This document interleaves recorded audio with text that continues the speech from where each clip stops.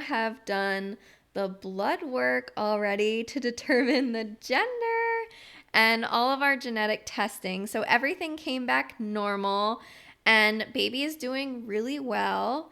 And for those of you that have not heard yet, we are having a Hey everyone, and welcome to yet another episode of Entering Motherhood, a podcast dedicated specifically to new moms going through this amazing journey in life.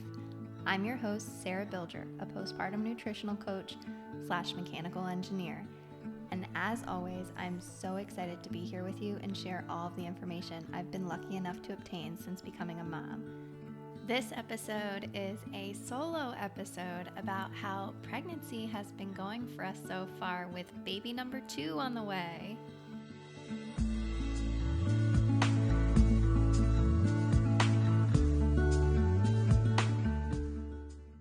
First off, for those of you that don't know, I am pregnant again with baby number 2. I am right around 5 months now and officially out of the first trimester, which feels great. So they say that baby is the size of a sweet potato and is about 6.5 inches long and weighs around 10 ounces right now. So that's exciting.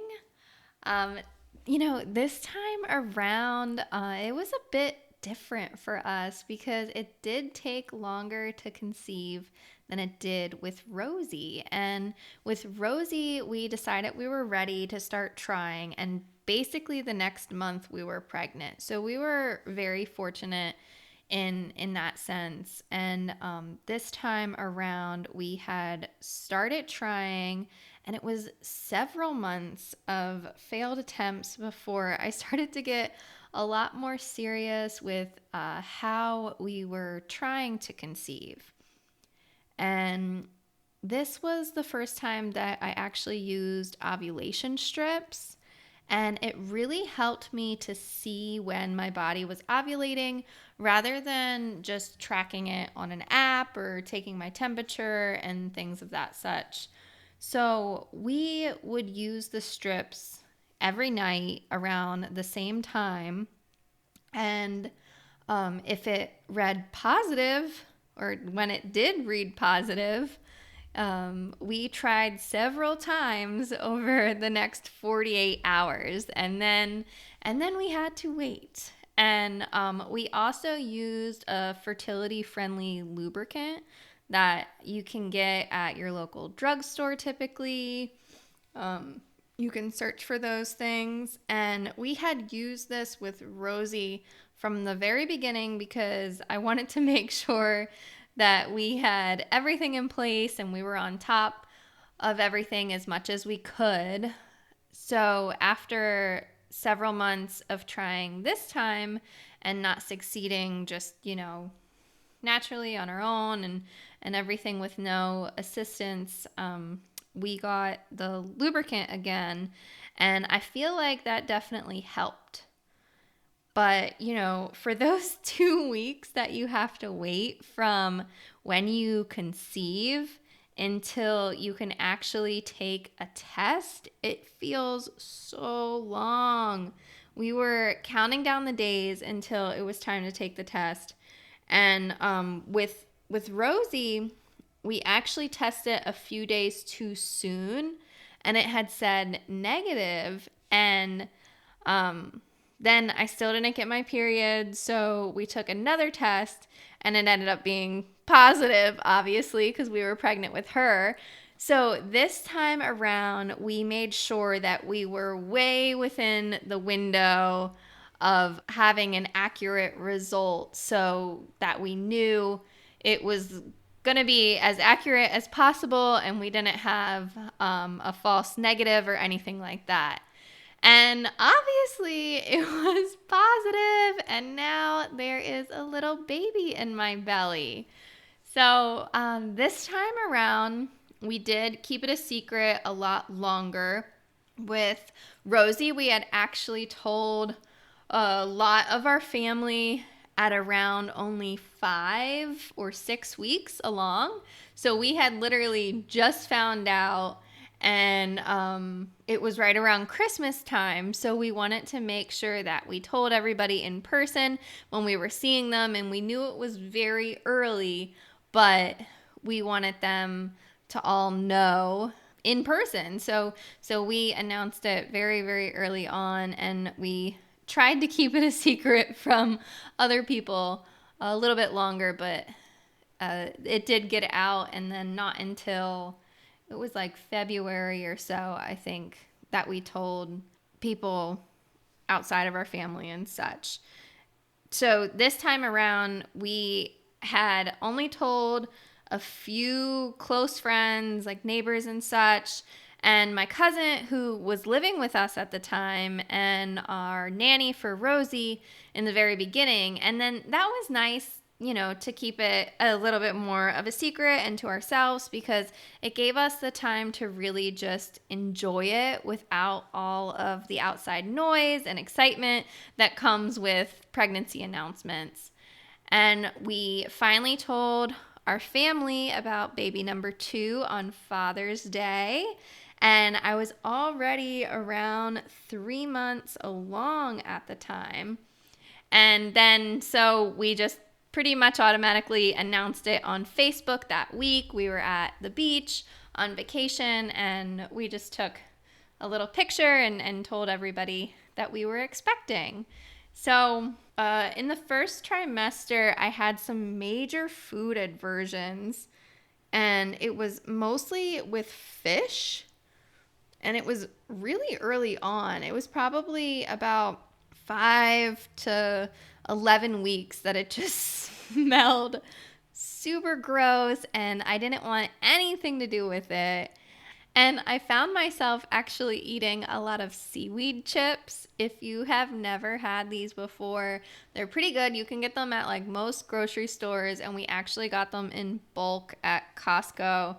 And I was munching on those. Like, you know how they say like saltines and ginger ale and stuff and whatnot? Well, I think seaweed chips, did it for me, because they were crunchy and salty, and they really kind of like hit that spot.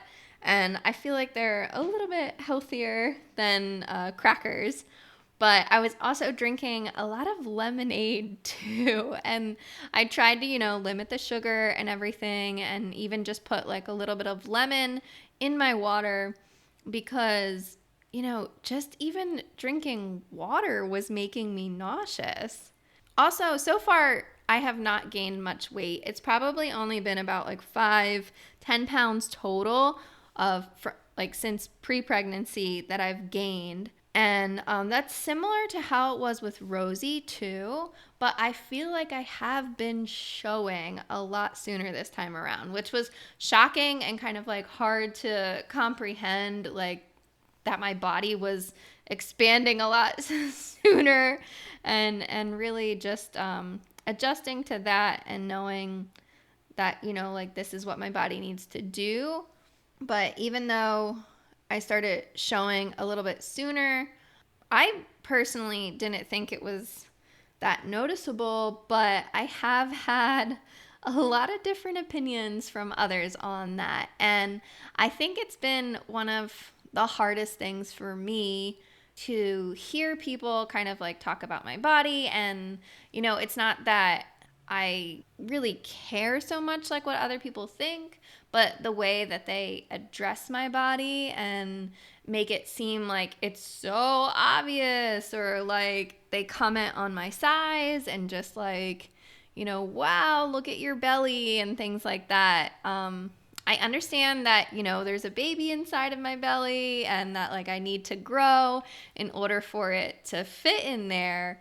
But I think some comments can just be framed a little bit differently. And I think as moms, as we grow, it's safe to just tell moms that, say, you look beautiful, and treat her like she's still a normal person. Because, nobody likes to hear like, wow, you've gotten so big, or look at that belly on a normal everyday occurrence. So kind of try to consider like how those comments might feel when somebody's receiving them.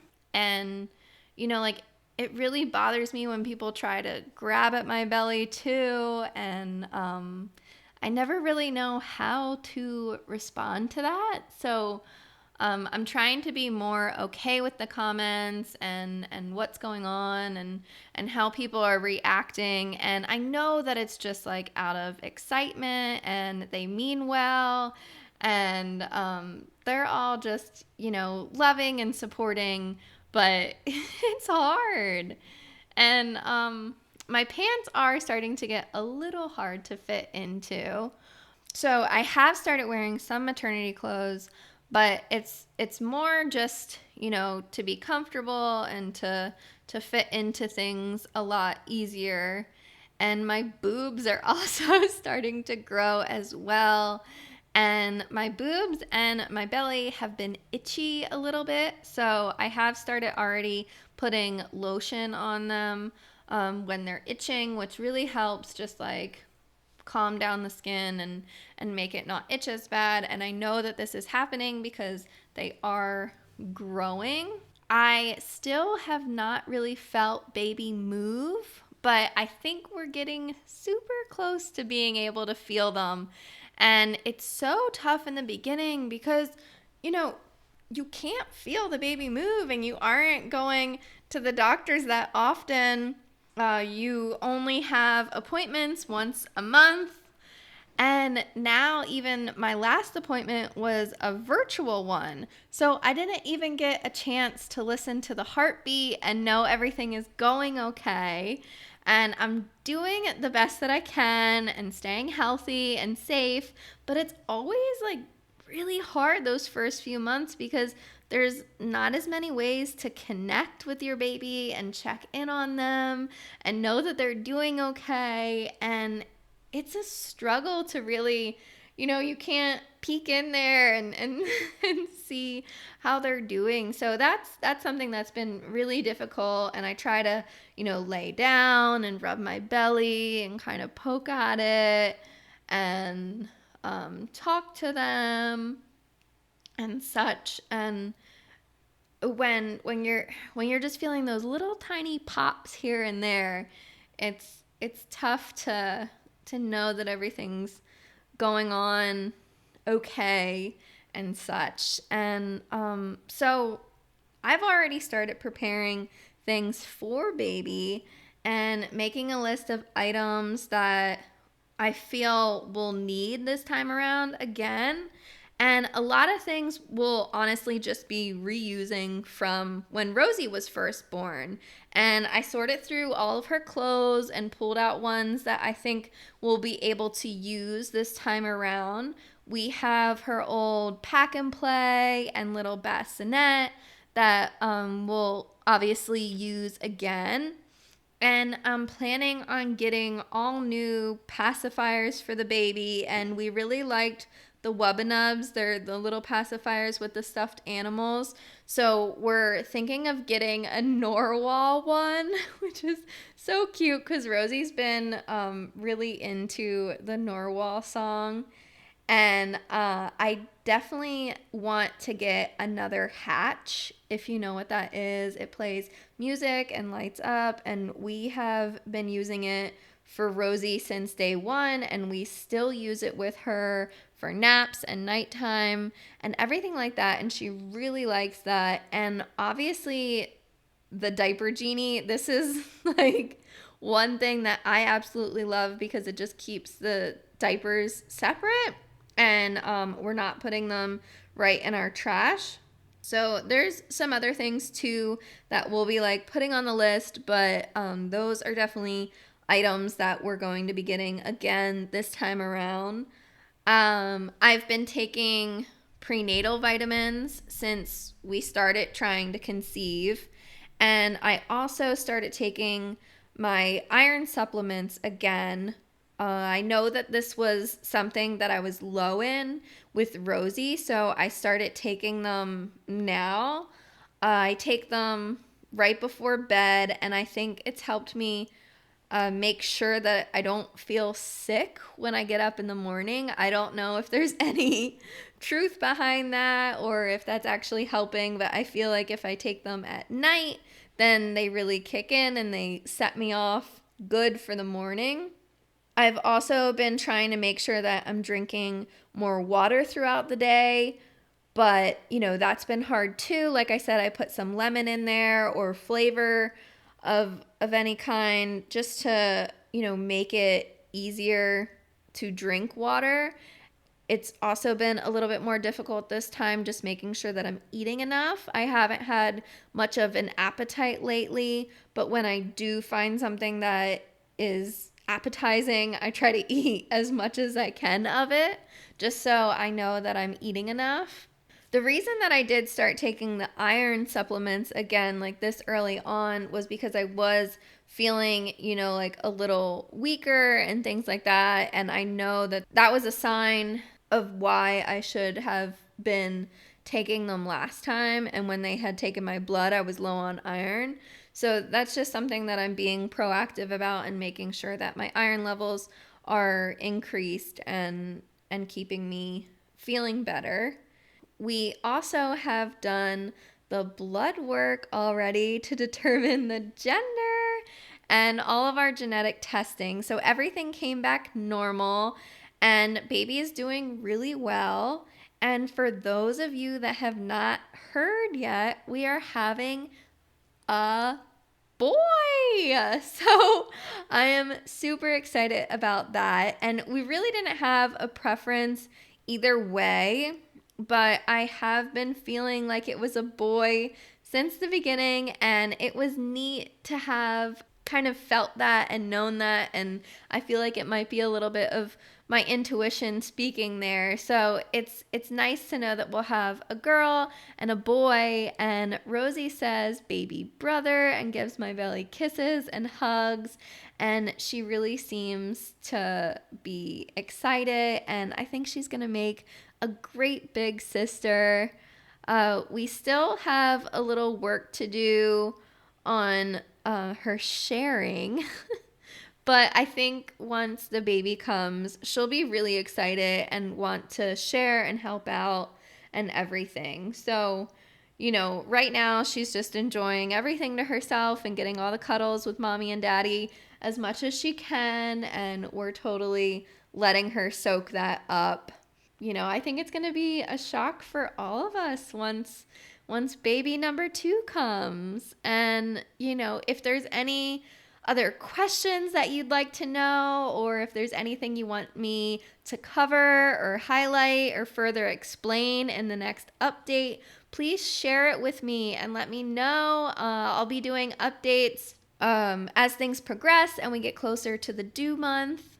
And I am due in January. We are not sharing the exact estimated due date because, as many of you know, it is just an estimation. And Rosie actually came a whole week early. And so just so that we don't have people wondering like when the actual due date is and things like that, we are, kind of foregoing that. And we are due in January. And that is as far as we are explaining. If there's any other things that you want to know, let me know and I will share it with you guys in the next update. So things are going good and we have our full anatomy scan coming up. So I will share everything that entails with you next time. All right, bye. Well, this wraps up yet another episode of Entering Motherhood. I hope that you have found this episode helpful, and if you liked it, please share it with others who might also benefit from this information. If there's anything that you'd like to know more about, or maybe you know someone who'd like to be on the show, please visit my website, enteringmotherhood.com. I'm so thrilled to be going on this journey with you and getting the amazing opportunity to help moms during this postpartum experience. You can also now find us on Instagram and Facebook at Entering Motherhood.